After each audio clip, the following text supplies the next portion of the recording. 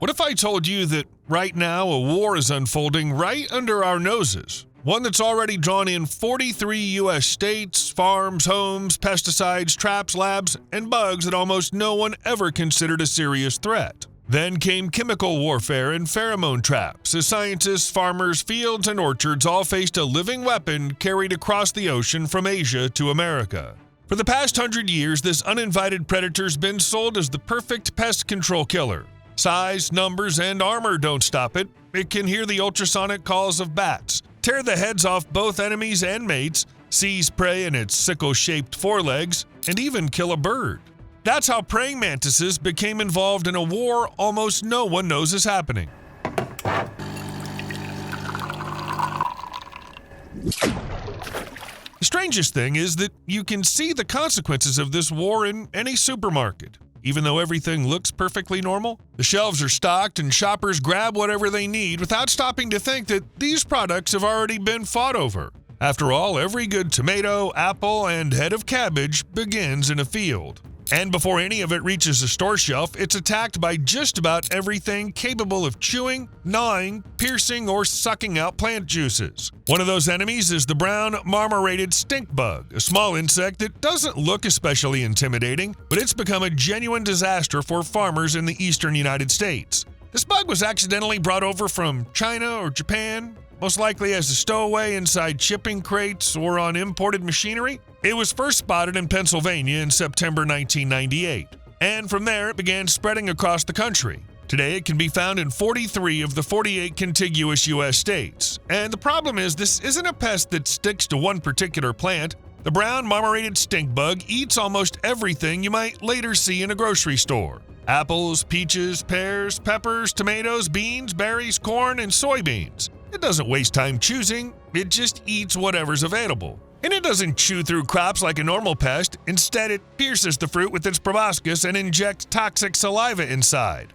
Then it sucks up the disgusting smoothie it's created. Afterward, the fruit or vegetable begins rotting from the inside, develops discolored spots, and generally becomes inedible. The only thing left to do is throw it away. That's why the brown marmorated stink bug is considered one of the world's most dangerous quarantine pests. During a major infestation, it can destroy anywhere from 60% to 100% of a crop in a single season.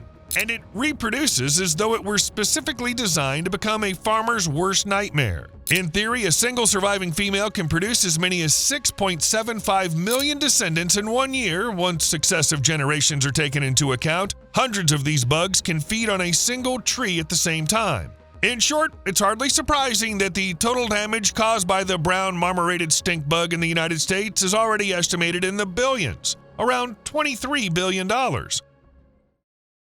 first solution that comes to mind is obvious. Just spray everything with chemicals. If an invasive bug is crawling through an orchard and destroying apples, peaches, and tomatoes, it seems logical to bring out the pesticides and give it an early end to the season. But with the brown marmorated stink bug, things aren't that simple. Entomologists call it the Hummer of the insect world because it really is a tiny armored machine built to survive almost anything.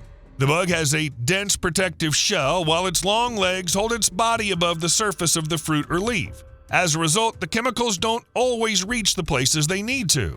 The way it feeds is also extremely inconvenient for farmers. The bug doesn't chew into the fruit from the outside, and for obvious reasons, pesticides aren't supposed to get inside an apple or a peach. In theory, the bug might inhale a lethal chemical through the tiny breathing openings along its abdomen. But there's no guarantee that'll work. What definitely works is broad-spectrum poison, and that creates another problem. These chemicals not only kill the brown marmorated stink bug, but beneficial insects as well. So farmers can't simply spray their orchards with anything they like in whatever quantities they like. Sometimes defeating the bug requires so many chemicals that the crop itself becomes less than edible. In regions where infestations are especially severe, an entire harvest may be rejected simply because too much pesticide was used on it. And worst of all, the brown marmorated stink bug stopped being just a problem for orchards and farms a long time ago. In West Virginia, employees at a bank once arrived at work to find the outside wall of the building covered with roughly 1 million bugs. They also make their way inside people's homes. You open a window to air out the room, come back, and the walls are already covered with hundreds of insects. They're sitting on every visible surface, crawling over the curtains, squeezing into cracks, cabinets, and behind paintings, and it looks as though someone accidentally switched on a cheap horror movie right in the middle of your living room. Or maybe a remake of The Mummy, only with stink bugs instead of scarabs. Getting rid of them's a whole separate problem, because you can't squash them. They start to stink. While you're throwing some of them out, more are flying in. And just when you think you've finally cleared them all away, you discover that some have already hidden in places no human being could ever hope to reach. That's how the brown marmorated stink bug became a rare kind of pest, one that threatens millions of acres of American farmland while also driving people crazy in millions of American homes. Honestly, I think the smell is the most disgusting thing about stink bugs. When threatened, they release a foul-smelling chemical meant to repel birds and other animals. This kind of defense isn't unusual in nature. Wolverines and honey badgers, for example, use scent glands, while vultures scare off enemies by vomiting up rotting meat. All of that smells worse than a stink bug. The problem is that wolverines, vultures, and honey badgers don't usually throw a party on the walls of your house. Still, homes are one thing. But what are farmers supposed to do? At some point, they lost faith in pesticides and decided not to kill the bugs immediately, but to distract them instead. Since the brown marmorated stink bug will go after almost anything, why not plant something around the main crop that it likes even more? A kind of buffer between the pest and the crop you actually want to save. That's how trap crops came into the picture. Sunflowers, for example, are planted around valuable fruits and vegetables in the hope that the bugs will attack them first and never make it to the apples, peaches, or tomatoes. The idea sounds pretty good. Give the pest its own table so it stays out of the main dining room. But there was no miracle cure for the stink bug problem. Turned out that a trap crop only works if it's genuinely more attractive than the main crop. In other words, it has to be much more delicious. And as I've already said, the brown marmorated stink bug isn't exactly a gourmet. If there's a sunflower nearby, it might go for the sunflower, or it might simply fly right past it and start damaging the very crop the farmer was trying to protect. As a last resort, the trap crop can be destroyed along with the bugs by burning the infested plants, for example, and hoping the insects die there before they ever reach the main crop. But that's no longer an elegant victory over the pest. It's more like sacrificing one crop to save another. The lesser of two evils and all that. Of course, they tried regular traps too. Entomologists use devices like these to see how many bugs they catch, determine whether the insects are present in a particular area, and assess how serious the problem is. And they're genuinely useful for monitoring, but when it came to saving entire crops, they simply weren't enough. The scale was far too small. While a trap catches a fraction of the insects, the rest are still sitting comfortably in the trees, devouring everything within reach. Then came a more sophisticated idea: pheromone traps. American scientists created a synthetic chemical signal that attracts large groups of stink bugs. Farmers began hanging these traps all over their fields, hoping to lure the insects into one place and then neutralize them, let's say. But the pheromone worked too well. It didn't just attract stink bugs from a single orchard, it drew them in from the entire surrounding area. And naturally, there wasn't enough room for all of them inside the traps. Huge numbers simply landed on nearby trees and started feeding with twice the intensity. So once again, not exactly a perfect solution. In some places, farmers have tried covering their crops with protective netting, but that only works until the first intruder gets inside. Once even a single stink bug slips through, the entire protective structure quickly turns into an all-inclusive resort. Predators can't reach it from the outside, while inside there's food, warmth, and every comfort imaginable. But there's actually another reason the brown marmorated stink bug's so difficult to contain. When it first arrives in a new area, it usually doesn't look like an invasion. A farmer doesn't walk into the orchard one morning and suddenly find every tree crawling with bugs. At first, only a few individuals appear. They survive, hide, and reproduce in small numbers, so it seems as though nothing particularly serious is happening. That's basically the go-to strategy for invasive species. Moving gradually and pretend to be as harmless as possible. Then, suddenly, conditions shift in their favor, and the population begins growing like crazy. This seemingly harmless phase can last for years, decades, or sometimes even centuries. Just because the damage isn't apparent yet doesn't mean everything is fine. We've already seen the same thing happen with plants. Common buckthorn was introduced in the mid-1800s as a hedging plant and a way to attract wildlife. People planted it extensively for around a century before realizing that it was actually damaging forests. Garlic mustard arrived in the 1800s and remained a relatively inconspicuous garden plant for decades. Then toward the end of the 20th century, forests became increasingly fragmented and deer populations grew, and suddenly garlic mustard began spreading at an alarming rate, crowding out nearly everything around it. And from the 1930s through the 1950s, multiflora rose was actually promoted as a useful plant for preventing soil erosion. Roughly 40 years later, it began taking over everything in its path. Anyway, you get the point. Invasive species are incredibly deceptive. But what can we actually do about the stink bugs? When chemicals fail, traps make too little difference, and pheromones only make things worse, there's one option left. Set another predator loose on the past. That's where the praying mantis enters the picture. This isn't some new crazy idea dreamed up on the internet. Since the 1930s, mantis egg cases have been deliberately imported and sold as a way to control garden pests. Even today, you can buy the eggs of Chinese, European, and Carolina mantises as a form of natural protection for your yard. The best part is it's incredibly simple. You buy an egg case, hang it in your garden, and wait for the tiny predators to hatch and start eating everything that's damaging your plants. That's it. You genuinely don't have to do anything else. The mantises take care of the rest. And when it comes to the brown marmorated stink bug, mantises really do seem like a good fit. They're excellent hunters, the smell doesn't seem to bother them much, and most importantly, they're large predators physically capable of biting through the bug's armor. Compared with all the failed attempts that came before, the plan sounds almost perfect. Especially since mantises are genuinely good at what they do. Have you seen those forelegs? Powerful, folding, and lined with spikes, they work like a trap. The mantis seizes its prey, almost completely immobilizes it, and can do whatever it wants with it, even bite its head off. Then there are the eyes. Mantises have enormous compound eyes that allow them to detect movement and judge depth across a wide field of view. Each eye is made up of thousands of tiny, light-sensitive units called ommatidia. They're packed most densely in the center, where the mantis's vision is sharpest. When a mantis spots moving prey, it quickly turns its head and keeps the target centered in its field of vision. Its head can rotate up to 180 degrees. And as if that weren't enough, the mantis is the only known invertebrate capable of seeing in 3D. It can also hear things humans don't even know are there. Mantises can detect the ultrasonic frequencies bats use while hunting. They can hear sounds above 20,000 hertz, well beyond the range of human hearing. So this isn't just some ordinary garden insect, it's a miniature killing machine equipped with a grappling system, targeting optics, 3D vision, and an early warning alarm for bats. Just in case.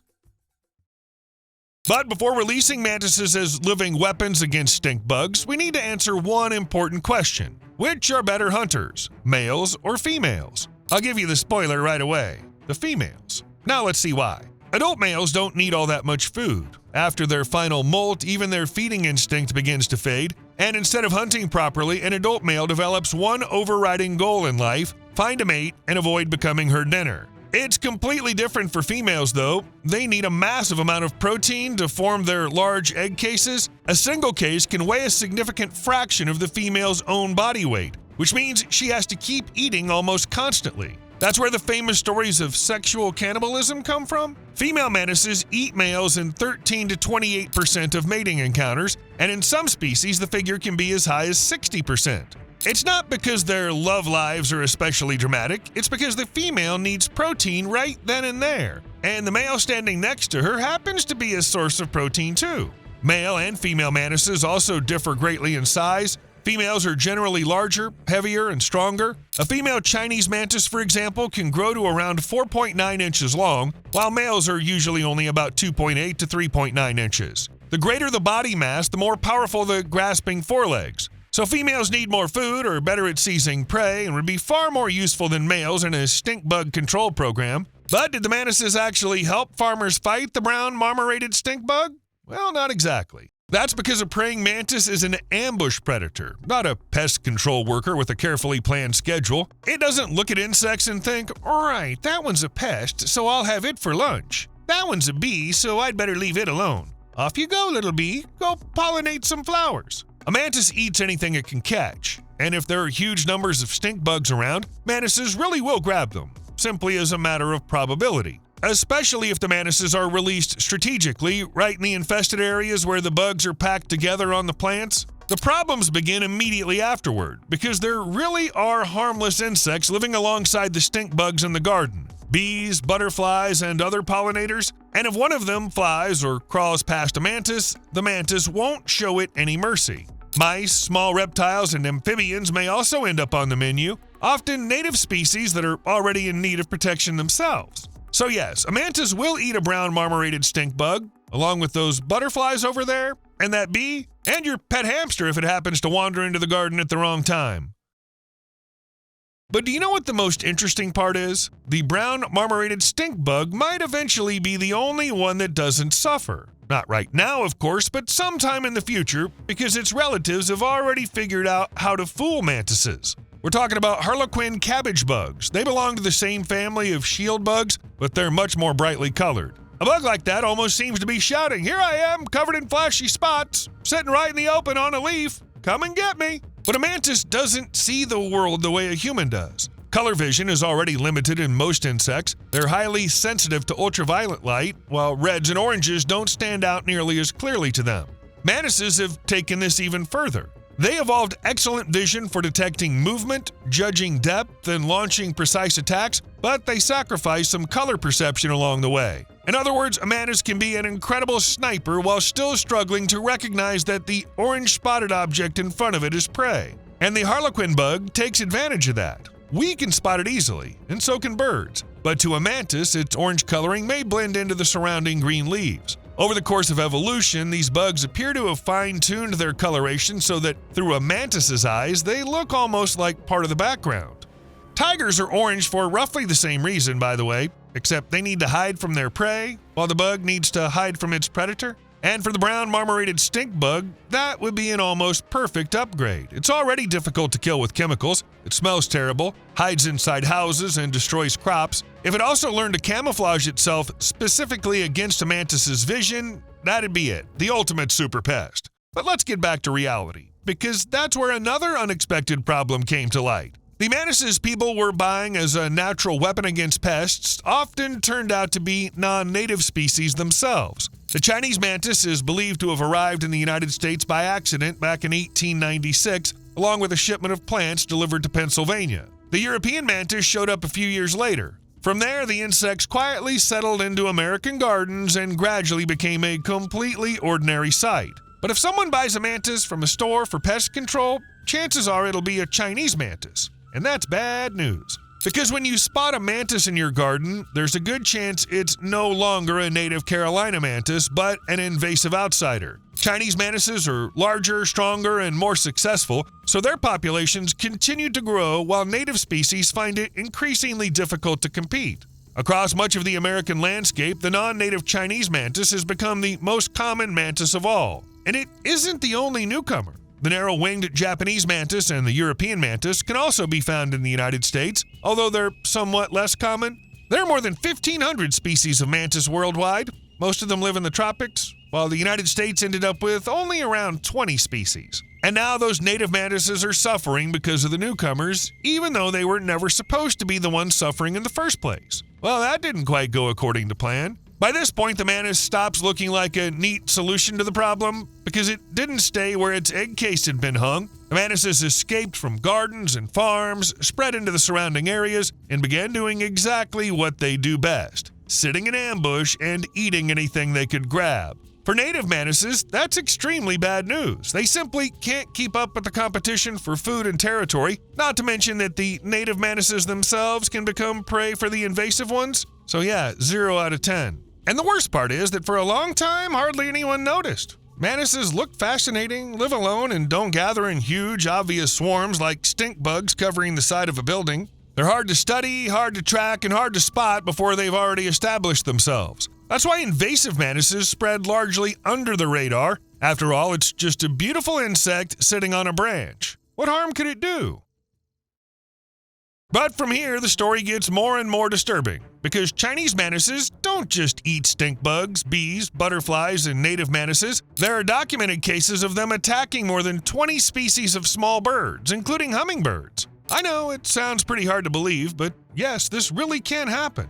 The mantis hides on a hummingbird feeder until a bird hovers beside the sugar water. Then, with one lightning-fast movement, it grabs the bird with its front legs. In photos of these incidents, mantises can be seen hanging directly from the feeders, gripping their prey in blood-covered spiked forelegs and eating its internal organs. Yes, hummingbirds may be roughly comparable in length to the mantises, but compared with the prey a mantis normally hunts, the difference is enormous. Hummingbirds are often around 4 inches long, while bees and wasps are only about half an inch. In other words, the bird is several times larger than the kind of prey a mantis usually catches. And you know what? The mantis doesn't care. Of course, birds aren't exactly a regular item on the mantis menu. A mantis would probably have to be extremely hungry to attack prey that large. And it still wouldn't be able to eat the entire bird, but a feeder gives it the perfect opportunity. The hummingbird darts in, hovers almost motionless, and the mantis reacts to movement, possibly before it even realizes that this isn't quite the weight class it was expecting.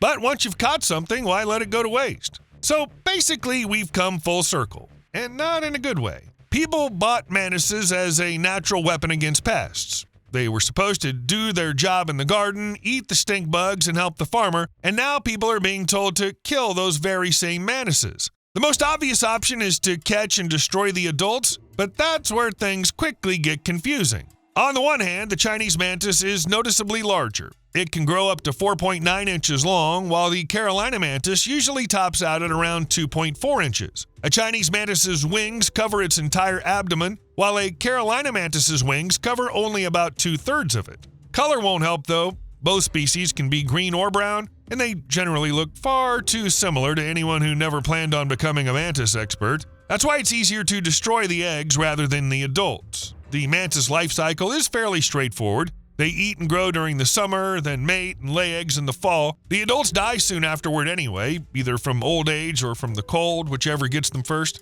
The eggs, however, survive the winter if the weather's mild enough, and the whole cycle begins again the following summer. Mantises produce only one generation per year, so it's pretty convenient. Plus, an egg case isn't going to run or fly away when someone approaches it with pruning shears or a plastic bag. So if the goal is to stop invasive mantises specifically, it makes more sense to search for and destroy their egg cases.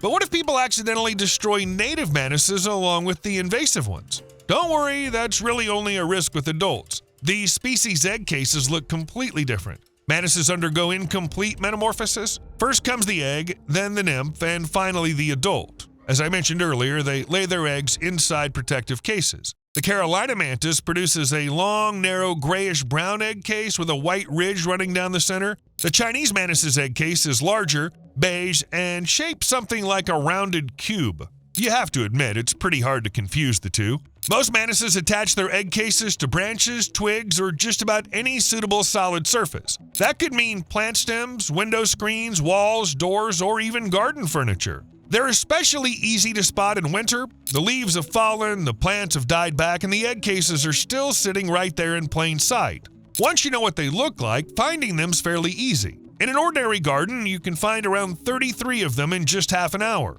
Obviously, one person can't wipe out the entire invasive mantis population. The adults can fly, so they may simply enter the garden again from somewhere else. But it's still possible to give native mantises a helping hand. Removing invasive egg cases from your own property can at least make the garden a safer, calmer place for the Carolina mantis. Not that it'll thank you. Then again, who knows what mantises are thinking when they fold their front legs like that? So where does that leave us? Chemicals, traps, nets, not even praying mantises solved the problem. But farmers still had one of their last hopes, the samurai wasp, a tiny parasitic species from Asia, and a natural enemy of the brown marmorated stink bug.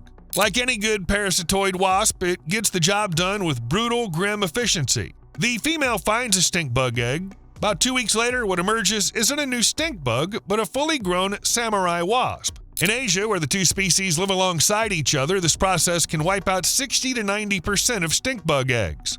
Told ya, grim and efficient.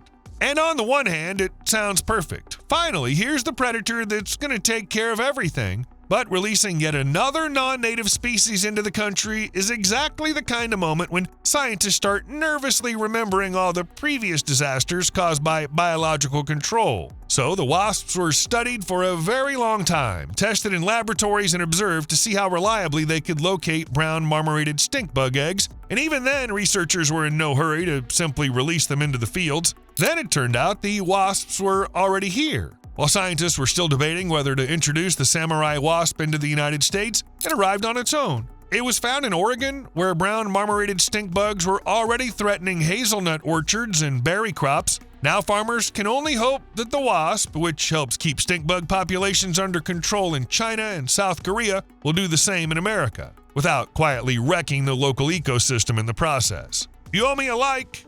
See you later.